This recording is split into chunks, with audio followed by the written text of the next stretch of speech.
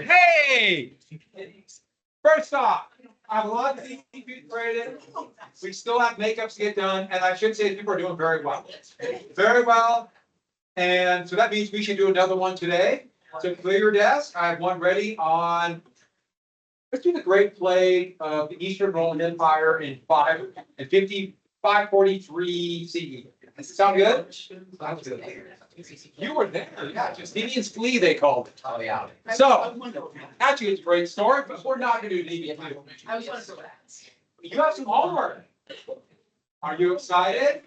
No. Not as excited as I am. Or we can show it. I want you to read chapter 27. Is that right? Of the review book. We're going to do the review book. I'm sorry, chapter 26 of the review book. But here's the thing, at the end of the review books, there are questions. In the review book. So you notice there are multiple choice questions. Hey, they happen to be up right here. And you have to do the 8 multiple choice questions. I had in my head 7, but there's 8. And the thing they do on, this is the style of the AP exam. And in a way, this is good. In fact, it's a really good idea. What they do is they give you a paragraph or a table or something, and they call it a stimulus to trigger your memory about the event. The hard part is you have to get out of your head that the multiple choice questions are going to be about specifically about the paragraph. They might be related to it. Maybe 1 or 2 might be pretty close to what's in the paragraph. But the big thing is they want you to think about the error and what's going on there. So it's a stimulus to get your mind going. And they'll have a little document that groups of 2 or 3 multiple choice. And I think that's a really good idea, a really good way to do it. But you just have to get out of the idea that it's just on what's in the paragraph. It's triggering your memory of that error. Yeah.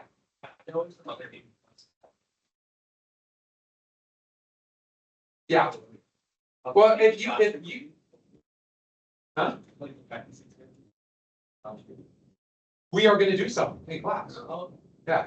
You're going to do one, you can do on your own, and we'll do some next, we'll do some 2 weeks on Wednesday and Thursday before the test. And so I'll open it all up. Well, I will set that up as a and I'll have a couple of paper copies of practice tests too. So I will. Good question. And I'm doing it. Yes. That's on page something. It's the end of the chapter. I wrote it down 574 to 577. It's just 8 multiple choice. And just get out of your mind that I got to know what's exactly word for word in the document. To stimulate the idea or stimulate that era. And the questions are fairly broad. So just be ready for that. And they do it in this style. And don't forget, these are written by standardized tests. So the language is always going to be, you know standardized tests. You've done a lot now. And 8 of them, I will put the key up on Teams. So you can click check. Of course, the key, and I'll start putting up the key for the entire review book on Teams. Because you go and review chapter, once I don't assign, you go back and do those practice. And there's a full practice test on this. In the review book, 1 through 55 multiple choice. And then part 2. Remember for the test we did for the Great Depression in the 20s? We did those short answer questions, we did 2 short IDs per question. Well, we're going to do one of those. So they have 2 on page 577. Short answer questions. Question 1, they'll give you a stimulus. And then you must do a 3 to 4 sentence short ID for A, a 3 to 4 short ID sentence for B, and a 3 to 4 short ID sentence for C. So you must pick 1 or 2. You pick 1 or 2. 2, that's 3 sentence short IDs. And so the difference is they give you a stimulus. So this is about McCarthyism. We'll read about, we'll talk about it tomorrow in class too. But briefly explain the political tactic used by Joseph McCarthy, known as McCarthyism. You must come up with that tactic. That is your topic, like a short ID. Summary, example, why it's important. That's how you do it. I think you guys can do really well on this. Nice test. Who knows what questions we'll get? But these are, I think, going to be really good. There's no topic sentence here. You just summarize it. You have to make sure it's very clear what you're identifying. If you choose this one, briefly explain one cause of the Cold War. You come up with a cause, explain it, give an example, how it led to the Cold War, what came out of it. Sound good? So it's 3 to 4 sentences. You pick 1 or 2. Any questions? Do Monday? Any questions? 8 multiple choice and then 1 of the short answer. I like them. And last year they were really good ones. But like anything else, on the AP exam, you never know. This much you're going to be taking it. Don't give me 4 choices, you have to pick 3. And I know you're thinking, oh God, that's 27 sentences. Whatever, you got to do it. Do it. You'll be fine. Do a quick little kind of think about it, come up with some terms, and you're basically picking your identification. I'll give you some hints about this later on, about what to do on the interviews next week. Or the week after, I'll tell you some hints about how to do this, especially I'll give you some strategies if you're not 100% sure you know the topic. There's some things you can do that will help you. All right, so let's go ahead and take your notes out. I will put the key on Teams tomorrow, and you can work from there. We're finishing. So we got the Iron Curtain, good. Some.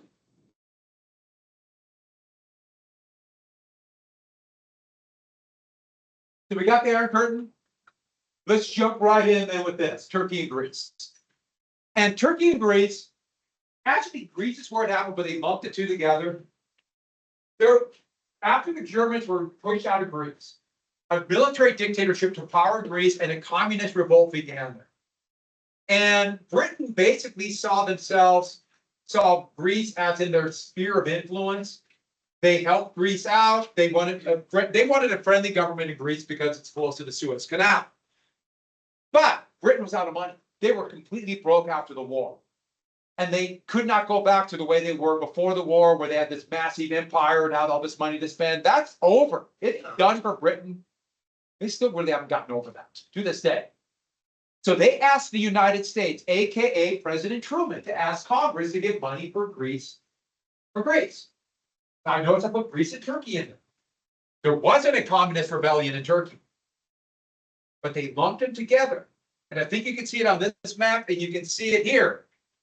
Turkey, which had a democratic republic, homegrown, controls the Dardanelles.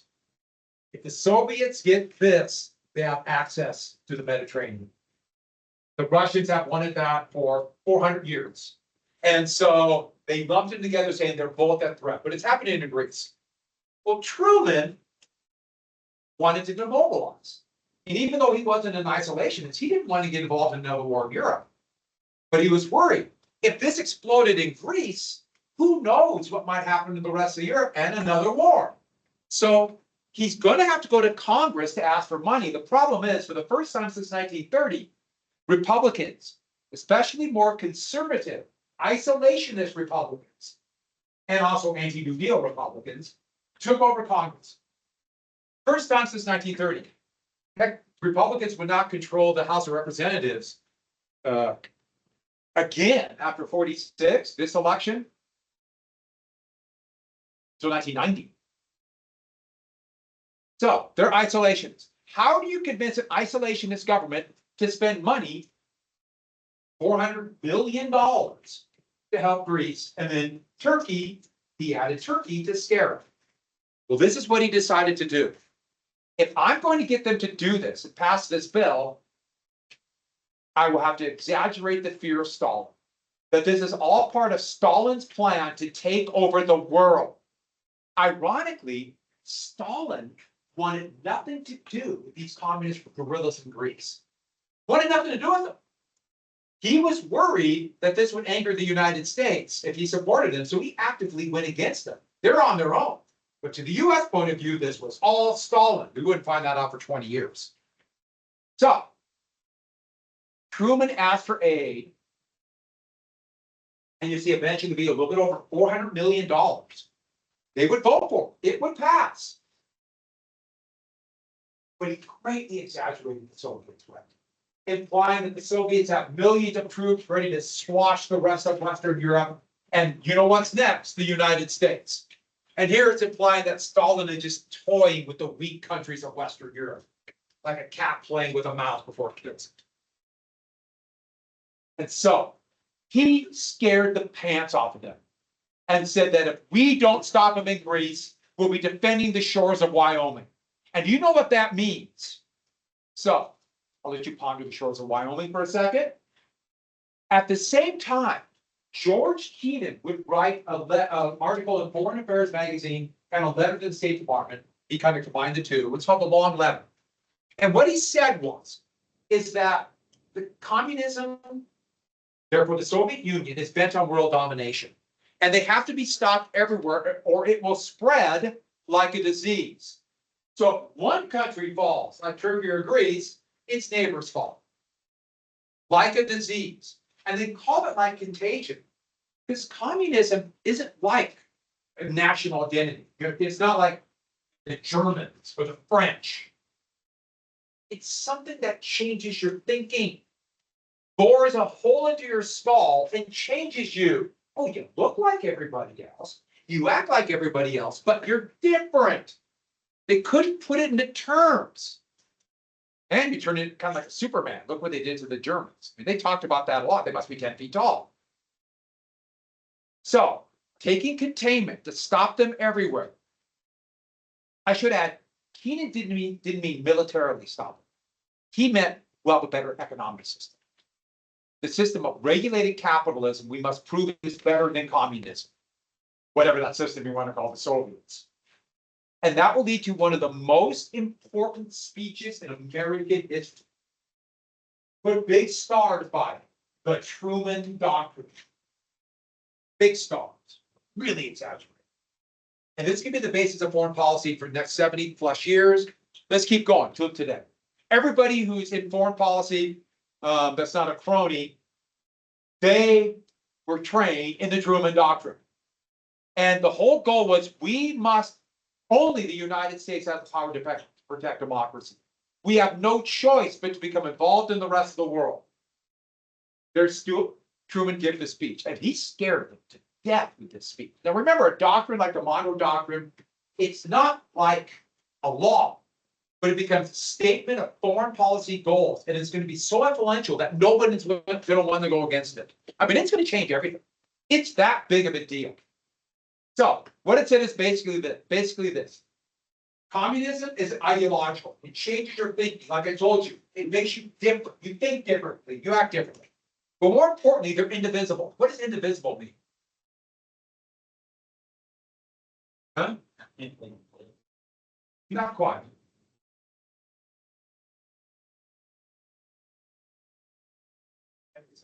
Can't be separated. Can't be separated. That means one communist is the same as any other communist. One communist is the same as any other communist. So that means a communist in Moscow is the same as a communist in Rome, in Athens, in Beijing.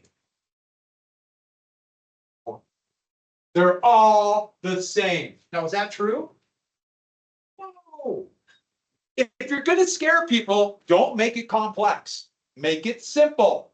Us good, they bad. Next, why is it such a big deal? Of the domino effect. You might have heard the domino theory, but originally it was the domino effect. Because if one country falls, they all fall. So the struggle might be anywhere. Why? Because there's just two sides to bipolar world. If we lose one country to the evils of communism, We're down one, they win.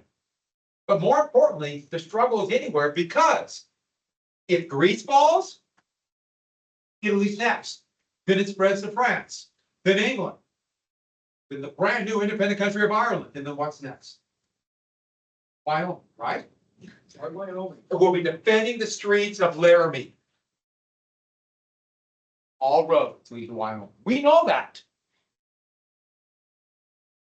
Now, is that true? Absolutely not. Problems that with government, with unrest, with reasons people might want to change in one country could be radically different than another country. It almost always is. But this is implying it's all communist. And if there's any revolution, any kind of reform movement or labor union, like a strike, it's all being directed from the Kremlin. Who's in the Kremlin? Stalin. And we had this image of Stalin there puffing on his pipe with a big map of the world. And I'm basically telling you what they thought. Is that saying today there'll be a revolution in Greece. Tomorrow, Iran. Then in Japan. And then what's next? Right? Right? This also shows it's like turning a dial where there'll be revolutions. Or spinning a globe. That's Molotov, his foreign minister. Right before he fired Molotov. Gulag. But, hey, it's Russia. Now, we now know Stalin wanted nothing to do with what's going on in Greece. Stalin will push, but this is such a simplistic view of the world. But basically, we're saying if the war could be anywhere, it could be anywhere, including where? Here. And Wyoming, of course. That means there might be communists, spies, guerrillas, fifth columnists they were called. And that's total war thinking in peacetime. Overnight, he scared the pants off and saying there are communists everywhere. It's like, yeah, why did we sign Yalta? There must be communists. And then they're going to start finding real spies. Then the Soviets will explode a bomb. Oh, no. McCarthyism is coming, the second Red Scare. And so, domestic politics will forever be changed. No politician after this. Once Truman said, communism is the number one threat and it's everywhere. No candidate, no person will ever want to say they're talking about communism. And what a trap he just laid for himself in the whole US. Once he says we have to spend $400 million to stop communism in Greece and Turkey, what if it happens someplace else? What if there's something in Iran? By his argument, we got to go to Iran, don't we? What if it's in Italy? We passing notes.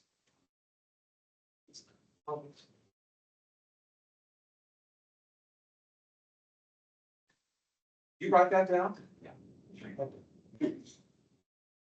Communists are indefensible. Why can't I see it?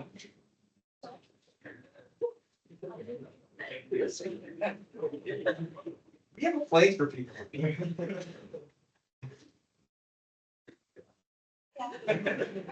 All right, so back to this. All right. So, we have to stop them everywhere. How about a place that most Americans couldn't have found on a map at this time? A new divided place called South Korea. I'm sure nothing. Or how about South Vietnam? You see where this is going? And so, nobody. And so a couple of things can come out. First off, can't look soft on communism. And so what is it going to be? Everyone's going to try to look tough on communism. What does that mean? Well, they'll have a name for it. It's going to be called red baiting. And it's going to accuse your political opponents of communism. And since the Democrats were by far the majority party, even though they lost in Congress, and Truman was a Democrat, there'd been Democratic president since 1933, it'd be a way for the Republicans, the GOP, to attack Democrats. What an effective way. Conservative Republicans hated the New Deal and Social Security and minimum wage. But people love it. So what do we say? The Democrats are soft on communism. It's a very effective tool. And guess what happens when you get a Republican president? What are the Democrats going to do, many of them? Turn around and do the same thing. Eisenhower soft on communism. The 5-star general. Which, of course, that's what Truman said. How can you say I'm soft I was the president when we dropped the atomic bomb. Oh, speaking of that, I almost forgot. Does anyone have that handout I gave on the atomic bomb? I forgot to say it at the beginning of class. I'm glad I remembered that. Does anyone have this, that handout? If you do, turn it up. If you don't, bring it. Bring it some, either today or tomorrow, turn it in. What we're supposed to do? No, I was just reading to help you with the atomics. Oh, was it just for the TV? Yeah, just for the DB here. Yeah, so just background information. Okay. If you haven't turned it up, just so I can recycle it and use it again. For those of you who used it, it was probably, I hope, very helpful. All right, turn it up. If you don't have it today, bring it tomorrow, just so I can reuse them, save paper. All right. This is gonna lead directly to McCarthyism as you're handing that out. We'll get to this in second. Red Scare Drive, go all the way back there. And you can see that. Good points. Good points. If you don't have it today, bring it. Just bring it. So I can use them again. If you read this, it should have helped a lot.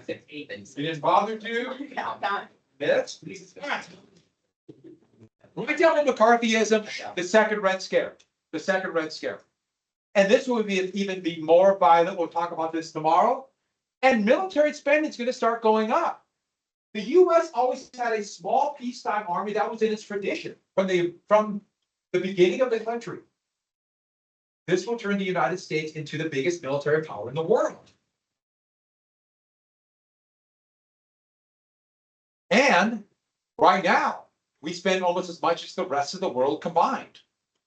Right now, on weapons. Somebody's getting really rich off of it. So we need a new military. Another law would be passed called the National Security Act. I should add, many Democrats were opposed to this and some isolationist Republicans. I should add gray suits for the style. Gray suits.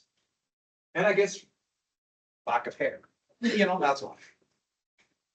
So, Department of Defense. They combined the War and Navy Department into the Department of Defense and created a new branch of the armed forces out of the Army. So they created the Air Force. And they created a council of the leading foreign affairs members of the president's cabinet called the National Security Council, like the state, the war, but also the heads of spy agencies, which will be created here too. And they created a national security advisor to accumulate all this information for the president. So the point is, never before in history has the United States had this apparatus for foreign affairs. But you notice they don't call it foreign affairs. They don't call it diplomacy. It's called national security. And hey, if there's going to be a potential of communist expansion, we need spies. It would have a covert branch that was involved in spies. What do you call, you remember from World War I, a spy that gathers intelligence and spies on their enemy? What is that act called? This is espionage. What are the two bodies? What body was created, the most famous, even though it is the biggest espionage agency? The CIA. These are the spies. By law, they can only commit espionage outside the borders of the United States. But they're covert. So, hey, who's watching? The biggest spy agency in the United States, the ones who never would read your email or listen to your phone calls, is called the National Security Agency. $7 billion, massive operation. It is so secret, no one has any idea what it is. And it is by far the biggest intelligence gathering apparatus. Doesn't mean they're right, but they gather intelligence. But the point is, by definition, they got to be secret. Who gathers intelligence inside the borders of the US? An organization that was created in the 1930s to stop gangsters, the FBI. To stop Pretty Boy Floyd, Bob Barker, and of course, Dillinger. Yeah. Now, they're only supposed to commit espionage on people that are direct threats, but how soon do you suppose the FBI would just collecting intelligence on people they didn't like, political enemies. Immediately. Wow, did they start spying on people? By 1963, they are spying every movement of Martin Luther King. And they've already, in 64, the FBI would author a letter to King telling him, you know what you're doing. We will tell everybody unless you commit suicide. That was the FBI in the United States. Hey, if you want civil rights, you're obviously a communist. That was the argument. And how soon do you suppose these agencies would go from being spying overseas to spying within the United States? Oh, it took a couple months. Actually, Truman didn't like that. So they did a little bit of it. Eisenhower had no problem. And once you start, you can't quit. By law, they were not supposed to commit sabotage and assassinations, but they still did. After 9/11, now they can't. And they commit assassinations all the time. Very crudely, meaning with missiles. So, the national security state was created. And this presidential powers would go up dramatically. Dramatically. The first one is the most obvious one. It acknowledged that the president might have to go to full-scale war without a declaration. Now, the US had already gone to war without a declaration of war. Remember, all the wars against American Indians were not declared. The United States invaded Haiti, Nicaragua, and big stick diplomacy. But it implies full-scale war, like World War II. There might not be time. If Soviet bombers are on the way to the United States, and we pick them up in radar cover, and in, oh, by the way, which way would they come? Huh? Above. Well, bombers would come from above, they're in the air. They come over the Arctic, and we had no radar stations up there, us or Canada. So they wouldn't be picked up till southern Canada. How long would the United States have time to declare war? Now, if they're bombers, how long? But by 1965, in their intercontinental ballistic missiles, then we have about 10 to 15 minutes. There's not enough time to declare war, so the president has to go to war meeting. But once you open the door to the Congress saying, hey, you have to go outside the Constitution and go to war, guess what the president's going to do? When's the last time the United States declared war? World War II. The United States has not declared war since. And basically, Congress has just done a number of times telling the president, do what you want. So the Constitution, you know, it's convenient when we want it. This is a big deal. But not only that, who controls all the national security state apparatus? Who's responsible for the military? President. Who's responsible for the CIA? The president. Who's responsible for the NSA? The president. So it's a president we can trust and it's stable. But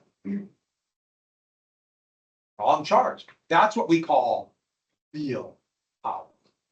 That's real power. The president can blow the world. That's power. Once again, everybody stable, right? Moving on. That also means a veil of secrecy. By definition, it has to be secret. And you need shadow government. Spies can't tell other people they're spying. You can't go up to the Soviet Union and say, hey, I'm a spy. What are you doing? It doesn't work that way. You can't let people know you're spying on them. You can't let people know the methods that you're gathering intelligence. So all of a sudden you have this shadow government that is by definition top secret. Necessarily top secret. But once you have a shadow government, that can hide actions that the government can do for political means. Richard Nixon, when tried to overthrow or to subvert the election in 1972 by breaking into the Democratic National Committee headquarters at the Watergate Hotel. Watergate.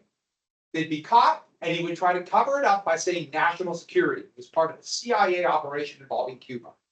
That's what he would say. Heck, President Clinton would try to hide an extramarital affair in the Oval Office with national security.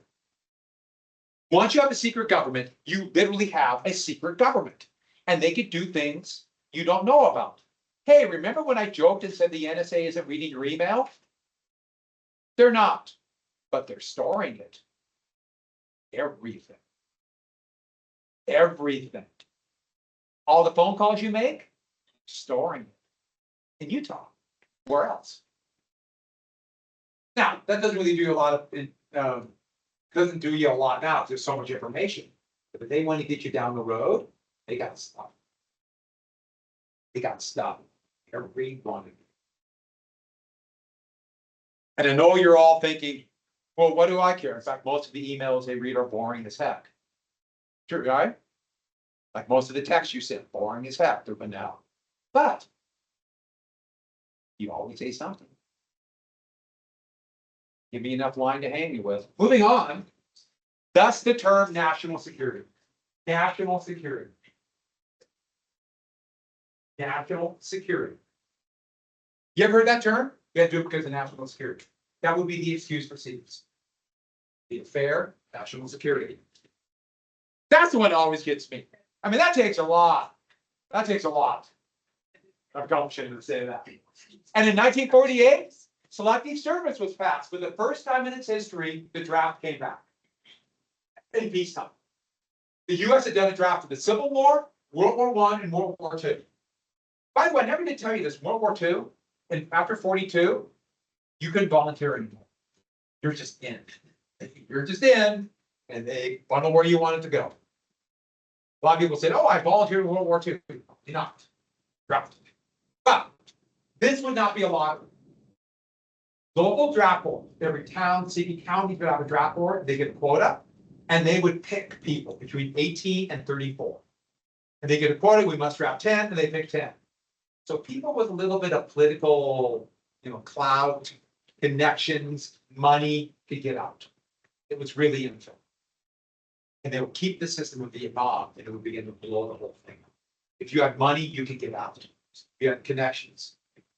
We've had 3 presidents to use connections to get out of the draft in Vietnam. Clinton went to graduate school. George W. Bush jumped ahead of the line to go to the Air National Guard. And President Trump had a phone slip. Everybody has a phone slip. He got a doctor and said he didn't have to go. That's in Vietnam. So that happens a lot. The same system. So now we have a military coming. I should have my dad was drafted in this second one. He would go to West Germany. Be part of the 600,000 American soldiers that were in West Germany by 1950. So the Marshall Plan. This was part of this doctrine, but it shows how Truman, and especially liberal Republicans, liberal Democrats, were thinking about avoiding war again. Let's rebuild Western Europe and Japan, including West Germany, so they won't do it again. And their big thought is, if we don't help them rebuild, fascism will come back. Fascism started in the 20s and 30s out of the ruins of World War I. Let's not have it again. But it's also anti-communism. Truman asked for $48 billion over 3 years, which is a huge amount of money then. Got 12. Was he happy with 12? Yeah. He asked for more than what he wanted. That's how you deal. Don't be ridiculous and ask for too much. Does it always work? No, it doesn't work very well with me. But also, when they rebuilt West Germany, like these are kids in London, he was chairman of the Joint Chiefs of Staff, George Marshall. He became Truman's 3rd Secretary of State. That's Berlin after the war. Anybody know what year that is? That's 48. Berlin is, there's still buildings in Berlin that are pockmarked and shelled. But it would still be ruined and rubble well into the 1960s. London too, because of the bombing, because of the Blitz. But they bought the goods to rebuild from America. It helped the American economy that was transitioning to peacetime economy a lot. In fact, the companies that sold goods to Europe and Japan made about or paid in taxes about 3 times more than what this paid for. It actually made money for the US government, this program. It's called a multiplier effect. So for every billion that was spent on this, it got back about $3 billion for the US government. That's a really good program. That happens a lot. Government programs, like you build roads, brings a lot back. Everybody who works for the IRS brings back about $10 for every $1 spent on it. Because you've got more effective counseling. That's just the way government works. So, here's kids in Berlin. I love this with the English and some English, some German of Manhattan Plan. And that gives you a bar graph of the relative amount of Western Europe that went. Soon they'll start calling it the European miracle, especially the German miracle. West Germany. I should add, this really angered the British. Moving on. But almost immediately, while the Marshall Plan was being declared, you notice it only went to Western Europe. The Berlin blockade. Well, what was happening was you have the Allied occupation zones here. And they had to get the economy going. And it was clear by 48, the four powers weren't going to negotiate a unified Germany. So they decided you can't have an economy unless you have a currency, a financial system. So they're going to create a common currency in the Western occupation zones. It's called the Deutschmark, which would be their currency until 2001. The Deutschmark, now they're on the euro. So you got to set up the apparatus. That means you need a central bank, like the Federal Reserve of the United States. Put them all under one currency. When it's under one currency, you collect taxes in that, you borrow money in that denomination. You can't operate an economy, or more importantly, a country. What they just did there is they created a country. They're going to create what I will grow up with, West Germany. And they'll pick for its capital this little tiny town right here called Bonn. But the idea is someday we'll go back to it. So if you ever go to Bonn, it's kind of funny. They have all these massive government buildings that are almost all empty. Its capital's back in Berlin. It's kind of weird. But here, Stalin was furious. As he saw it, in fact, his greatest fear was that the Western Allies were going to rearm Germany and send them back again. Now that does seem a little bit ridiculous, but you can understand his paranoia after World War I and World War II. And so he understood one very important thing. Here's Berlin. And these are the occupation zones in Berlin. It's in the middle of the Soviet section. He can cut off the land routes. Each power, that France, Britain, and the United States, had a designated rail, road, and air route approximately on these corridors. Just to resupply their troops, they're just designated. So what did he do? All right, you want West Germany? What's going to become West Germany? Isolate me. I'll blockade the land routes. So you can't feed not just the soldiers, but more importantly, the 2 million Berliners that live in these zones. And yes, Berliners is plural for somebody who lives in Berlin. It's also plural for jelly donut. That's another story. Some of you might know that story. I'll tell you that like on Tuesday. But blockade the land routes. Basically giving the United States a choice. Berlin or West Germany, make up your mind. So this might seem like, and many Americans said this is now Stalin. See, I told you, he's going to try to grab all of Western Europe. This is actually a desperation. Stalin. He feels really, really, really weak because the US economy is so much stronger. The Western Soviet Union is a wasteland and would be for decades. He knows this. So here are American planes, and these are citizens of Berlin waiting for them to come in. American, British, and French cargo planes did it for 10 months. The big thing was getting coal in for heat, because coal's really bulky, and the planes were pretty small back then. But they got enough for them to survive. The blockade did not work. And Truman could do a couple things with this. Oh, I'm sorry. I switched it. It's an election year. He could look tough on communism, but not insane. He's not starting another world war. He's tough on communism, but resupplying the people of Berlin. And I did like this cartoon of the Russian bear. And I love these kids. American and British pilots especially would start throwing the kids little bits of candy. Like put little parachutes on and drop them to them as they flew over the kid of Berlin. This is going to lead a lot to the at least West German and the West Berliners to accept the occupiers. By the way, you notice what they're standing on? Mountains of rubble. Shows you how bad Berlin was destroyed. It worked. It worked. It even had to involve evacuating children, and that was done by. Okay, I found a picture of a crow carrying a kid, and I thought I'd bring that up. But that's actually medieval Europe. That happened all the time. Crows would take children away and raise them as other crows. Most people don't know that. They shouldn't because I made it up. So, Stalin backed down. But once this happened, the Cold War began. Can't go back. The Cold War is gone. I should add, a lot of companies begin to realize the benefits of the Cold War. Who's making the planes? So the C-97, the transport plane off that big B-29 bomber, or prepackaged, pre-made food, dropping down to happy little Berlin kids. So, wow, contractors can make a lot of money. Have a name called, they'll start calling it war socialism. Give money to companies.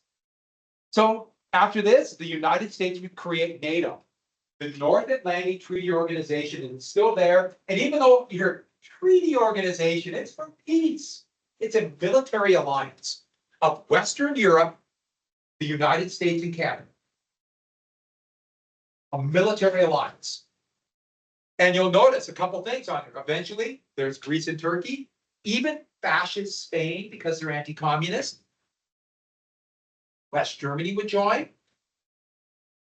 And by 1960, we'd have a 1 million-man army. In response, after Stalin died in 1955, the Soviets would create the Warsaw Pact. Okay, Warsaw's capital, Poland, but they did it here to make it sound like these countries had a choice. No, it's done in Warsaw. It wasn't the Soviets dictating them. When I was a kid, when they talk about the arms race of the Cold War, it was NATO versus Warsaw. NATO, Warsaw Pact. It was always these numbers and how big the forces were. And since the Soviets never threw anything away, they still had, they had 55,000 tanks, kept all their tanks from World War II. And I remember they thinking, oh God, we're going to be overwhelmed. God, the fun of the Cold War. Might be back, you never know. One more important thing that's going to happen, Bretton Woods. Now, this is the post-war world. Foreign policy-wise, it happened in 1944, so right 44. So this is a wartime conference. But they knew the post-war world needed economic stability. So to create a stable financial system, it would be based upon the United States dollar. The United States dollar. So it would be called, you might have heard today called the default currency. It would come out of Bretton Woods. And it's a resort in upstate New York. So that's a sign of Bretton Woods. It's a really pretty area, a little bit northwest of Albany. And the US would be kind of generically based on the gold standard, but everybody's currency outside of the Soviet bloc would be based on the dollar. And in the 70s, it would be change, but it was basically worldwide, at least in the Western world in Japan, Keynesian or social democracy. So basically trying to shrink the gap between the rich and the poor, expand the middle class. This was Keenan's idea to make the West better than the East economically, to give more people in the West a better life. So the US, Western Europe, Japan, basically those areas. And this was the system that's going to bring the Great Depression, economic stability, and the European and Japanese miracle. They'll start saying the Japanese miracle at the end of the 1960s.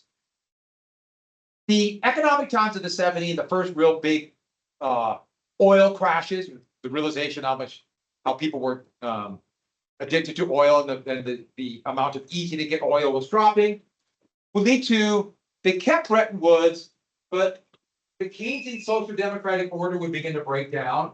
And in the United States and Britain, a return to conservative economics, supply side trickle down.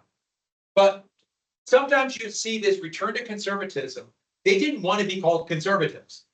So they took the European term for this thing, and it's going to be called neoliberalism.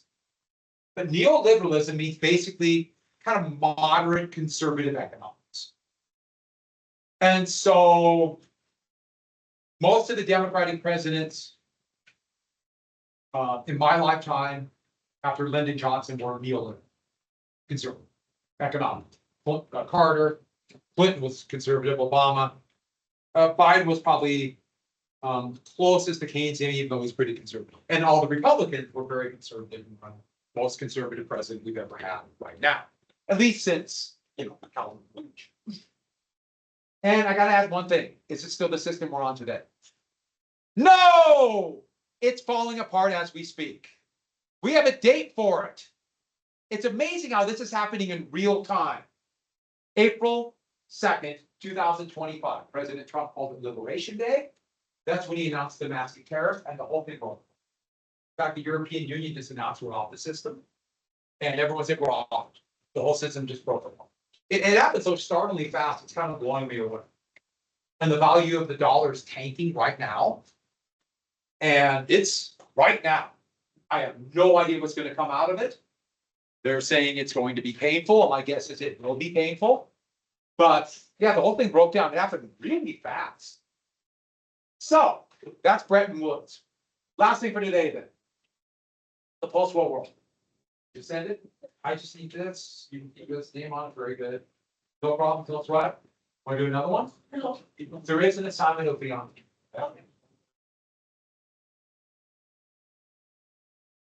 What's this? GI. GI. Yeah, GI. GI is a term for American soldiers. GI means government issue.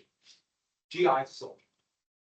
Remember I told you how FDR wanted college tuition paid for by taxpayers in all public schools? So not free college tuition, but college tuition provided by the people. That didn't happen. But this is what you have to do GI Bill. Since you close your book, what is the GI Bill? So open your book, you don't know. Yeah. Yeah, so it is. That is active, but for kids, it was for people in the military. What did it provide? Yeah, college. That's what we have to write down. It provides college tuition and additional money. And they expanded it after 9/11 to include kids that they get limited, but they get some, which is a big deal. And one more thing, add this, help for housing too. Massive aid for housing. I don't know if you guys know this, but college is expensive. You guys know that? I don't know if you know. If you're thinking about college, that is a big deal. I have had a lot of students who have joined the military for that reason. Being in the military is very difficult, but it's something to think about for college. I couldn't join. They wouldn't take me. Oh, thank you. Oh,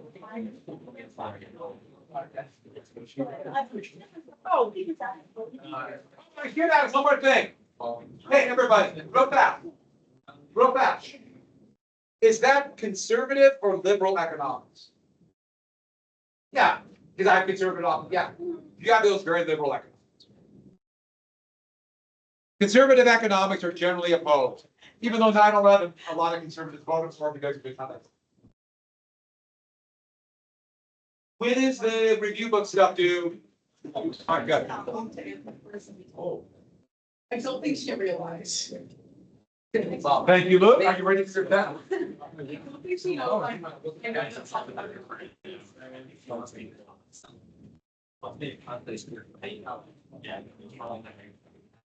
Oh, very good. With sent, you keep this. I just need your doc. Very good. Good. Turn awesome. Probably won't be till Monday because I have so many makeups, but I got a lock rating. Some are really good. Oh, thank you. Some are really, really good. I just want your outline.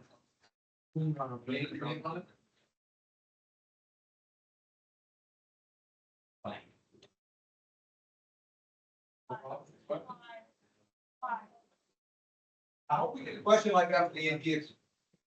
If we gotta get a question, I want something good like that. People just like psyched me, was like, oh, you're doomed, and I was like, what? Because like when we were like, decided to have another teacher, and he was like, oh no, we were talking about our cousin. It's like, Who was that? Spencer. Oh, it's Spencer. And I was just like, dude, that's not nice. I made it. I made it. Why? Oh, yeah, people doing that fast. I can pick people out. They're out of control. I don't know. You're doing it. And not. They're doing it.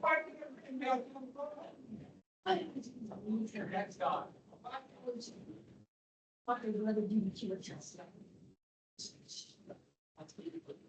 Hold still.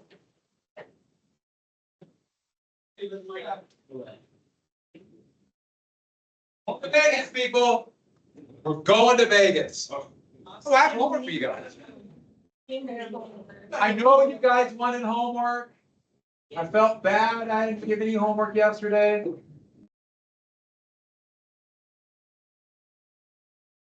Oh, I got shot. Oh, no.